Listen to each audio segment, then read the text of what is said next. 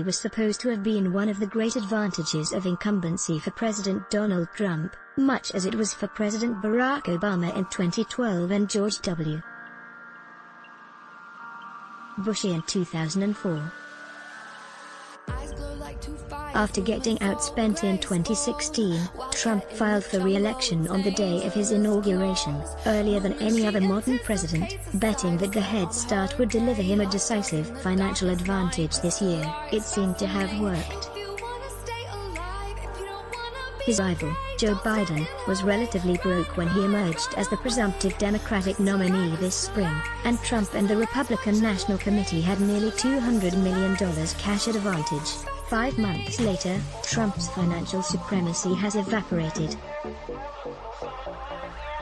Of the $1.1 billion his campaign and the party raised from the beginning of 2019 through July, more than $800 million has been spent. Now some people inside the campaign are forecasting what was once unthinkable, a cash crunch with less than 60 days until the election, according to Republican officials briefed on the matter.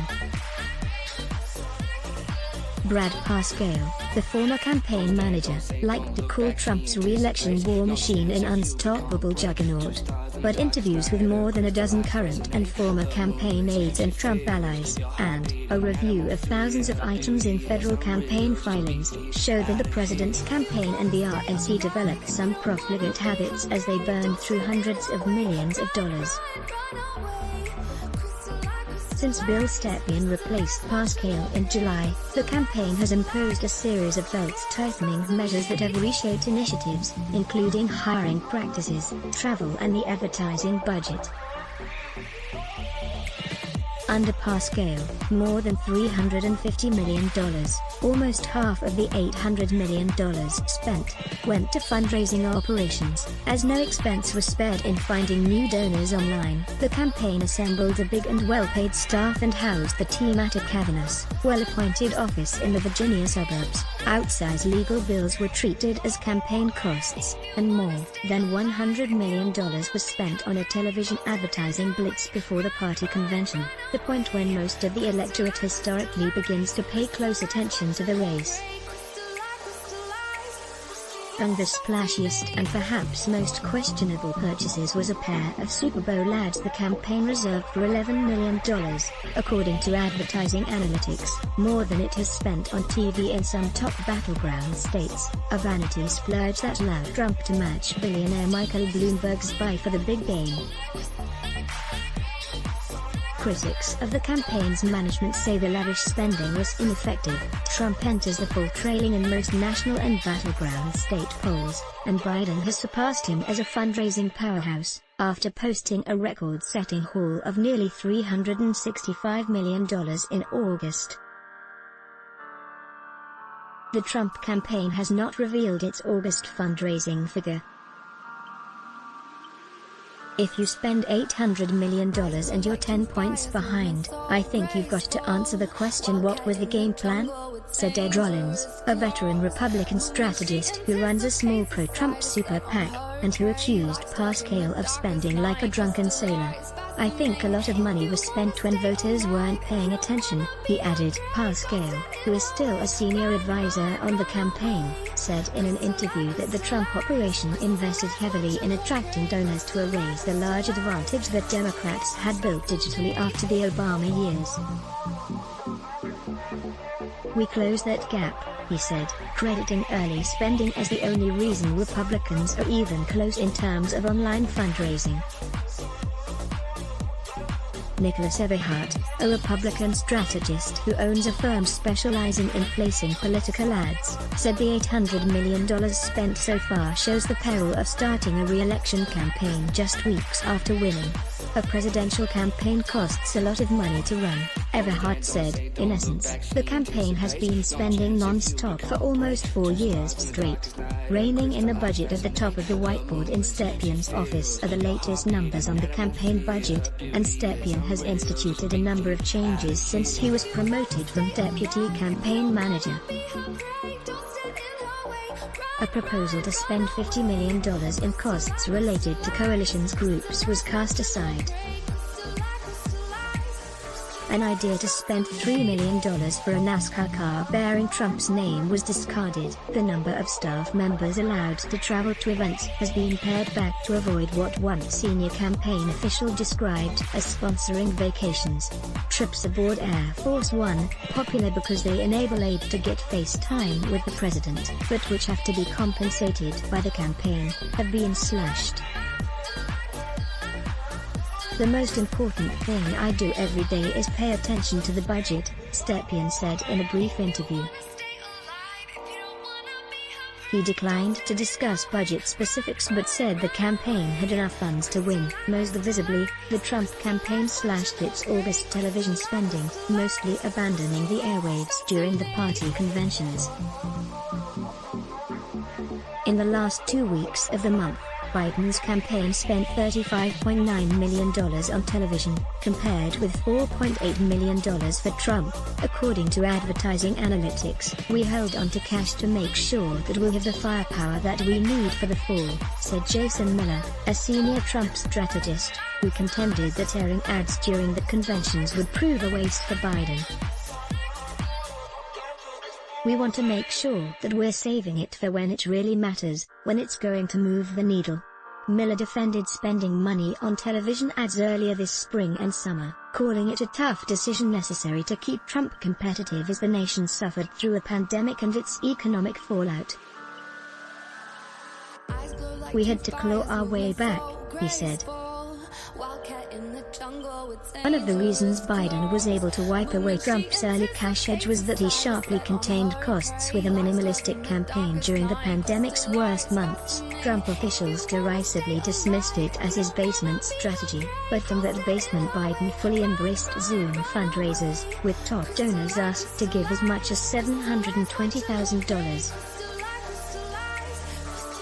These virtual events typically took less than 90 minutes of the candidate's time, could raise millions of dollars and cost almost nothing. Trump has almost entirely refused to hold such fundraisers. Aides say he does not like them. Knocking to win over voters. There is some disagreement in the extended Trump operation about the depth of any potential cash-on-hand shortage. Some officials believe that plenty more money will come in during the last 2 months from online donors and that cutting back on TV advertising in August was short-sighted. The campaign announced a combined $76 million haul with the party during the 4 days of its convention. Others said the campaign had expected the low-dollar fundraising to continue at the same pace, and were also counting on a significant number of $5,600 checks, the limit for direct campaign giving, that did not materialize. That was in part because they rely on in-person events, which was more difficult with the virus. Some party officials defended the early spending as prudent, including money devoted to the expansive ground operation and an online network of donors that was setting fundraising records. The GOP has more than 2,000 staff members across 100 offices and claims that volunteers knock on $1 million per week. The Biden campaign has foregone door-knocking so far during the pandemic. The Biden campaign is hoarding money and hoping that fall TV ads help put them over the edge, said Richard Walters, chief of staff for the RNC.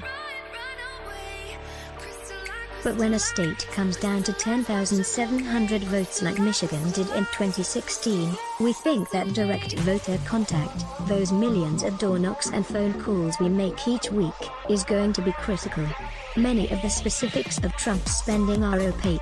Since 2017, the campaign and the RNC have routed $227 million through a single limited liability company linked to Trump campaign officials. That firm, American-made Media Consultants, has been used to place television and digital ads and was the subject of a recent Federal Election Commission complaint arguing it was used to disguise the final destination of spending, which has included paychecks to Lara Trump and Kimberly Guilfoyle, the partners of Trump's 2 adult sons. Millions more followed to firms tied to RNC and Trump-linked officials, including more than $39 million to 2 firms, Pascal Strategy LLC and Giles Pascal, controlled by Pascal since the beginning of 2017. Pascal said that he had no ownership or financial interest in AMMC and that he had negotiated a contract with the family for 1% of digital ad spend, and after becoming campaign manager took no percentage.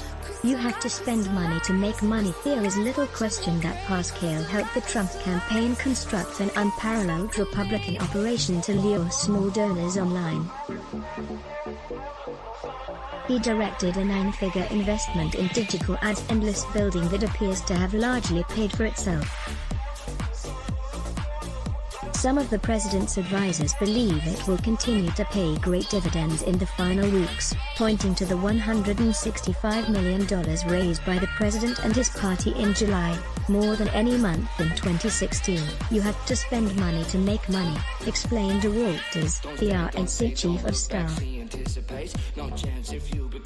We have had a big increase in revenue because of early investments we made in online fundraising and direct mail. Still, the costs of the GOP money operation have been enormous. Since 2019, Trump, the RNC and their shared committees have spent $145 million on costs related to direct mail, almost $42 million on digital list acquisition and rentals, to expand their list of email addresses, and tens of millions more in online advertising for new donors. Trump has also accumulated many costs that are unusual for a presidential re-election.